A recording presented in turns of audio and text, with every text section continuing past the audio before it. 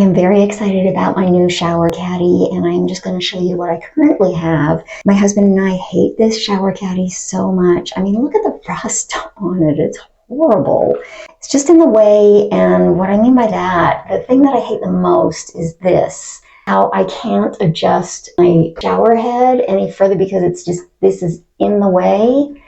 So I can't, and I really want to be able to angle it down a little bit more, and I've never been able to do that because of this shower caddy. I can't stand it. Let me show you the after shot with my new shower caddy. Ta-da! Here's the after shot. Oh, I love it so much. I don't have to put anything on this bench.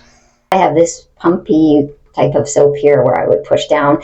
I could leave it here and push down to get the soap, and it's not going to fall off or anything. And then, of course, we've got this towel rack here. You can put washcloths up here and put your soap in there. And then there's my razor and all kinds of other, products, hair products, and so much room to put everything. I love it so much. I am so happy to get rid of that shower caddy because now I can move this at a better angle.